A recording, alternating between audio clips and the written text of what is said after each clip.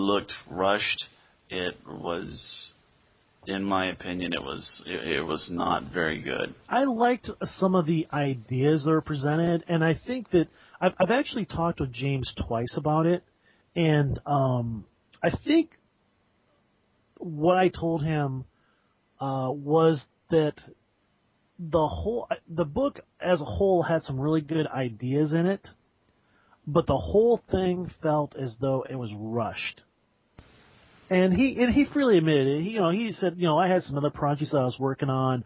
I really wanted to get this resource book out in a certain amount of time. So yeah, he did rush, and he recognizes that. And the other thing about the book that I thought was kind of interesting was that when I got done reading it, I was left wanting more, but not in the way of, oh my God, I want more.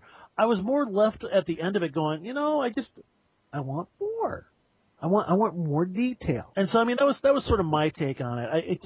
To me, it felt like it could do or be filled out more. The Dark Times, for those of you who haven't read the book yet, it discusses the time between Order 66 and, basically the entire Jedi Purge. It handles various factions that were in charge of the Purge, such as the Inquisitors, the Imperial Inquisitors, various criminal elements, and adds in a few new templates. I tell you, though, there is one template that he has, the Youngling Survivor, that I've actually been able to play with and play test a little bit. I actually like that concept. That one's pretty good.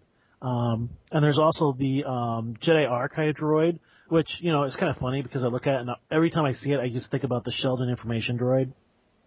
The one we posted, or I posted about a month back, that I just really, really like. I don't know.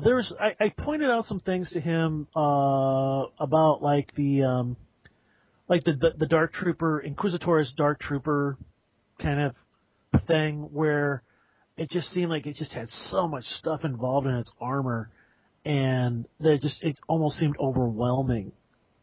Wasn't too terribly. I wasn't happy with that, but he gave justifications for them, and I accepted them.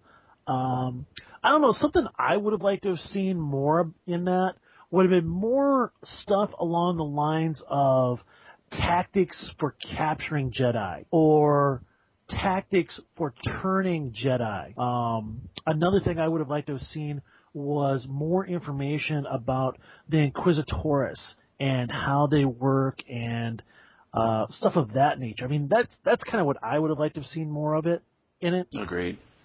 And I don't know. I think he had one or two he had a new force power in there, which was like the ability to be able to suppress your force signature, which I think is really, really good. I mean, that's something that is presented in the books as well as in the movies in a couple of spots. So I thought, that was a good thing. All in all, I guess, I don't know, on a scale of 1 to 5, Daniel, where do you sit on this one? I'm not a fan of the scale thing, but I would say a 3. I think I agree with you. A solid, a 2.5 or a 3. It has some good stuff, but it definitely needs some improvement. But also keeping in mind it's fan made.